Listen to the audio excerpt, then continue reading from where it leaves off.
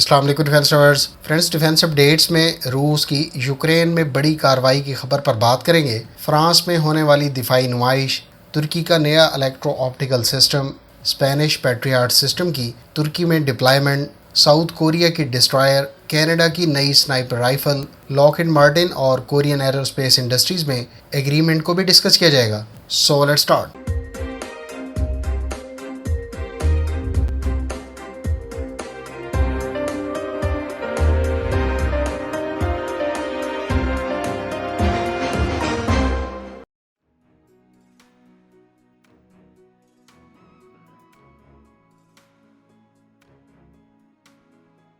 Korean Aerospace Industries اور امریکی company lock head Martin میں ایک ایگریمنٹ طے پایا ہے، جس کے تحت دونوں کمپنیاں مل کر FA-50 طیارے کے امپرووڈ ورژن کو ڈیزائن، پروڈیوس اور پروموٹ کریں گی۔ واضح رہے کہ US نیوی اور ایئر فورس بالترتیب 280 اور 220 نئے ٹرینر طیارے 2024 اور 2025 میں انڈکٹ کرنے کا منصوبہ رکھتی ہیں۔ اس ریکوائرمنٹ کے علاوہ دیگر ممالک میں بھی نئے ٹرینر کو پروموٹ کیا جائے گا۔ یہ دونوں کمپنیاں مل کر اس مقصد کے لیے کام کریں گی۔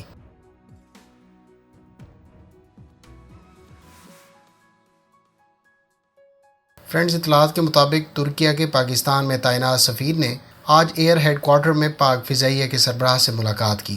اس ملاقات میں دونوں ممالک کی ایئر فورسز کے درمیان تعاون مزید مضبوط بنانے پر اتفاق ہوا۔ اس کے بعد ترک سفیر نے نیول ہیڈ کوارٹر میں پاک نیوی کے سربراہ محمد امجد خان نیازی سے بھی ملاقات کی۔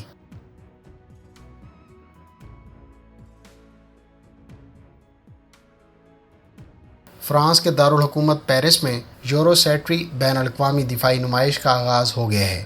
اس دفاعی نمائش کو دنیا کی سب سے بڑی انٹرنیشنل لینڈ اور air defence and security exhibition قرار دیا جاتا ہے۔ اس کا گزشتہ ایڈیشن 2018 میں منعقد ہوا تھا۔ اس دفاعی نمائش میں ترک کمپنیاں بھی بڑھ چڑھ کر حصہ لے رہی ہیں۔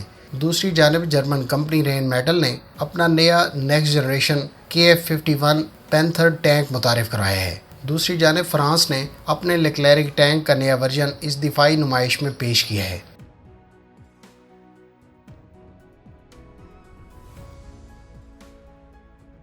میڈیا سورسز کے مطابق کینیڈین کمپنی نے فن لینڈ کی تیار کردہ ساکو TRG M10 سنائپر رائفل کا انتخاب کر لیا ہے۔ اس سنائپر رائفل کو لانگ رینج رائفل کہا جاتا ہے۔ اس کی رینج 1500 میٹر بتائی گئی ہے۔ بولڈ ایکشن اس سنائپر رائفل کو کینیڈین آرمڈ فورسز کو اس سال کے آخر تک ڈیلیور کیا جائے گا۔ ابتدائی طور پر 200 سے زائد رائفلز خریدی جائیں گی۔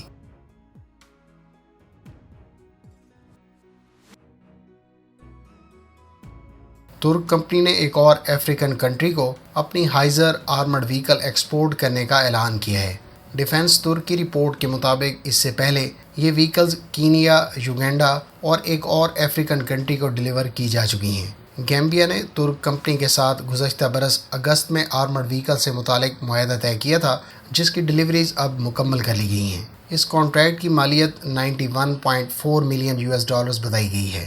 ہائزر 110 کلومیٹر پر آور کی سپیڈ اور 9 پرسنل کو کیری کر سکتی ہے۔ اس پر ایسلسان کا تیار کردہ ریموٹ کنٹرول ویپن ٹرٹ بھی آفر کیا جا رہا ہے۔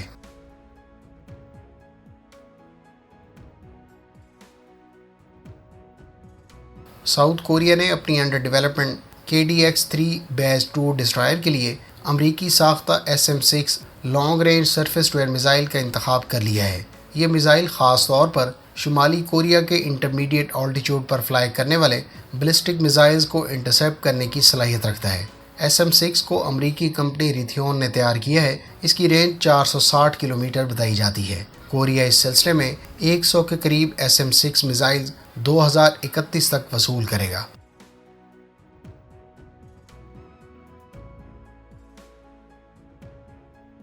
روس کی وزارت دفاع نے دعویٰ کیا ہے کہ روسی فورسز نے یوکرین کے لیے امریکہ اور یورپین یونین کی جانب سے اینٹی ٹینک اور فضائی دفاع کے میزائل سسٹم سے بھرے گودام کو تباہ کر دیا ہے۔ روس کی سرکاری خبر رساں ایجنسی تاس کے مطابق روسی وزارت دفاع کے ترجمان میجر جنرل ایگور کوناشکوف نے بتایا ہے کہ یوکرین کے علاقے ترنوپل میں ایک گودام کو کیلبر کروز میزائل کی مدد سے نشانہ بنایا گیا۔ رشین میجر جنرل کے مطابق ترنوپل میں نشانہ بنائے جانے والے گودام میں امریکہ اور یورپی ممالک کی جانب سے یوکرین کو فراہم کیے جانے والا اسلحہ، بالخصوص anti tank guided missiles, anti aircraft missiles اور ان کے گولے موجود تھے۔ واضح ہے کہ یوکرین جنگ کے آغاز سے اب تک امریکہ اور اس کے یورپی اتحادیوں نے یوکرین کو اربوں ڈالر مالیت کا عسکری ساز و سامان فراہم کیا ہے۔ اس ایکوپمنٹ میں توپیں، ڈرونز، گولہ بارود، اینٹی ٹینک اور فضائی دفاع کے نظام شامل ہیں۔ گزشتہ ہفتے کے دوران روسی صدر ولادیمیر پوٹن نے امریکہ کو خبردار کیا تھا کہ مغرب کی جانب سے یوکرین کو دور فاصلے تک نشانے بنانے والے میزائل فراہم کرنے کی صورت میں ان میزائلوں کی کھیپ کو نشانہ بنایا جائے گا۔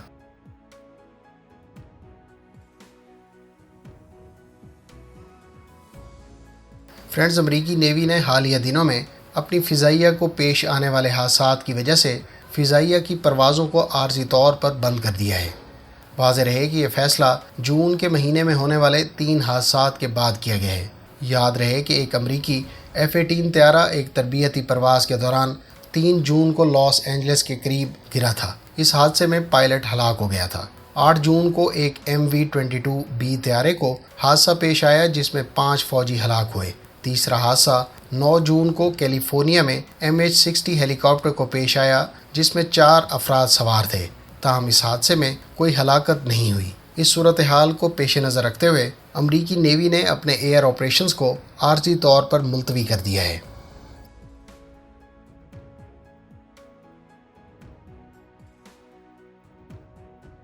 فرینڈز، اسپین نے نیٹو مشن کے تحت اپنے patriot air defence missile system کی ایڈیشنل بیٹریز ترکیہ میں تعینات کر دی ہیں۔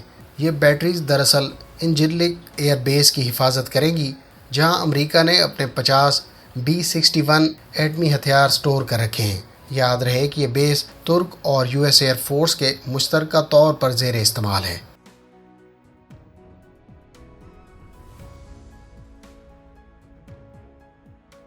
فرینڈز، ترکیہ کی کمپنی ایسلسان نے یوروسیٹری دفاعی نمائش پر نیا الیکٹرو آپٹیکل ریکانیسنس اور ٹارگٹنگ سسٹم متعارف کروایا ہے۔ میروپس نامی اس سسٹم کو 50 کلو گرام وزنی قرار دیا گیا ہے۔ یہ ایسلسان کے کیٹس یعنی کامن اپرچر ٹارگٹنگ سسٹم سے 5 کلو گرام کم وزن رکھتا ہے۔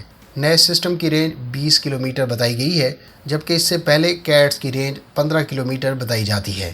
اس نئے الیکٹرو آپٹیکل سسٹم کو انمینڈ ایئر کرافٹ کے علاوہ اٹک 2 ہیلی کاپٹر، اکنجی ڈرون، TB2 اور اکسونگر کے علاوہ انکا ڈرون پر استعمال کیا جا سکے گا۔ فرینڈز، یہ تھیں آج کی ڈیفنس اپڈیٹس۔ امید ہے اس ویڈیو سے آپ کی معلومات میں اضافہ ہوگا۔ ملتے ہیں نیکسٹ ویڈیو کے ساتھ۔ اپنی دعاؤں میں یاد رکھیے گا۔ اللہ حافظ۔ پاکستان زندہ باد۔